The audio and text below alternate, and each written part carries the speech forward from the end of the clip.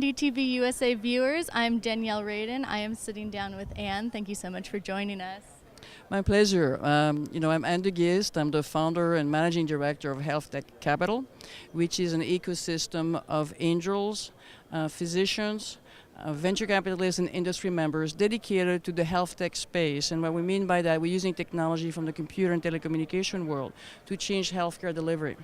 And we have members like Genentech, Johnson & Johnson, Philips, Adidas, but the core are a group of accredited investors who are dedicated in changing healthcare.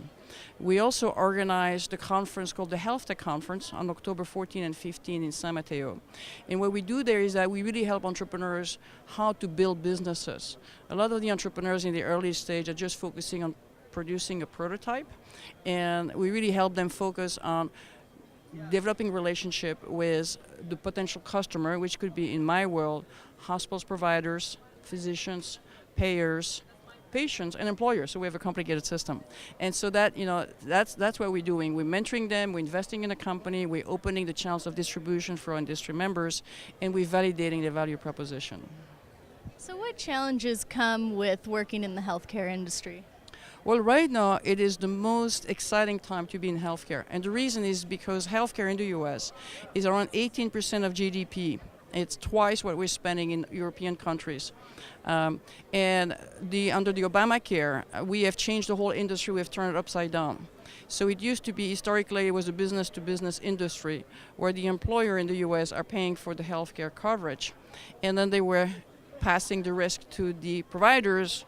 And right now what's happening is that we're totally turning upside down the pyramid, and then we're moving to what's called retail medicine, where you as a patient are going to be empowered to take care of yourself. And the way we're going to do that is because we are going to increase your deductible to around $6,000. We're going to increase your copay, and we're going to force you to pay for your bad behaviors.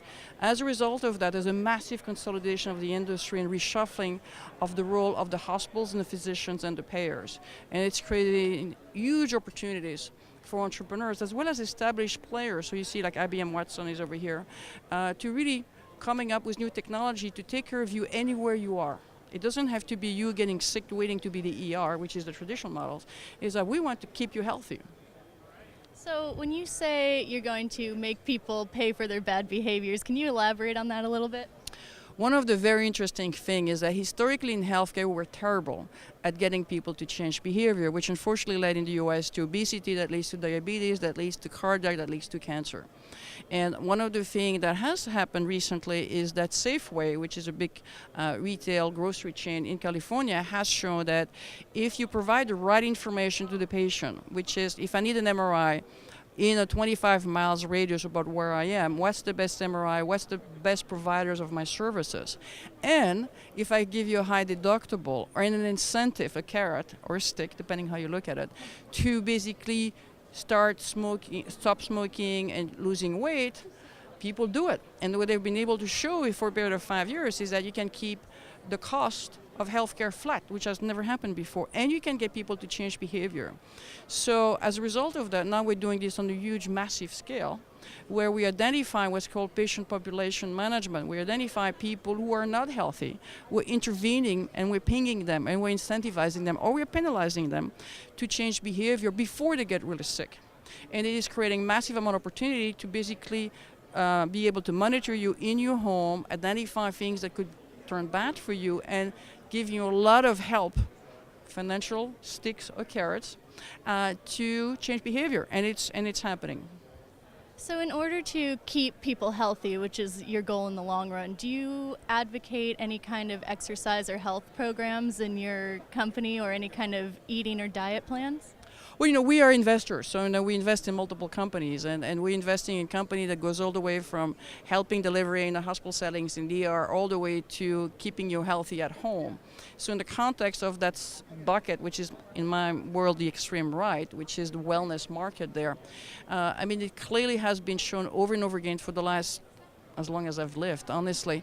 It's been proven that physical exercise is the best drug.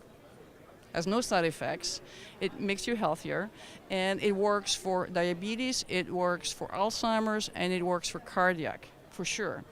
And so clearly, being more active is very important.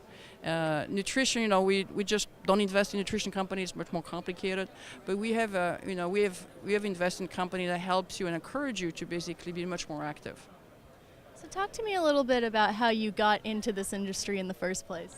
Yeah, no, thank you for asking. I have been a black sheep for 30 years, and I was really 30 years ago. I helped start a company called Nellcore, which was pulse oximetry. So if you watch any television show about hospitals, it's the device you put on your finger and measure your heart rate. And I helped launch that worldwide, and that got me the bug about, not only can you build companies, but you also can save lives. And some of these products have saved like 3 million lives. So then afterwards, I decided I really like using technology from other industry, like computer and telecommunication, taking business models from other industry and adapting them. So one other company I got involved with Pixis, which was, think about the ATM of banking, which is remote inventory management of cash, but adapted to the hospitals, where we move all the drugs in the hospitals to the floors, and we make sure you get the right drug at the right time by the right person, and decrease medication error and all of that. And so I've been doing I helped another company called VisiQ, which is the first telemedicines for the ICU, with the idea that you should have an intensivist 24/7 monitoring you. And what they've shown, which is stunning, and they probably monitored 15% of the ICU patients in the country, is that they can decrease mortality by 25%. They decrease the complication rate, and they get you out of the hospital faster. And you have an angel, guardian angel, kind of monitoring you that you can talk to when you're worried, because now you have a physician available 24/7. So that's what got me the bug. And then literally for a long time, this company had a hard time getting funding. So I started this group 4 years ago with the idea to create an ecosystem where we could pool our resources as angel investors to identify a promising company and helping them, get off the ground. Thank you so much for talking with us. That's very interesting content.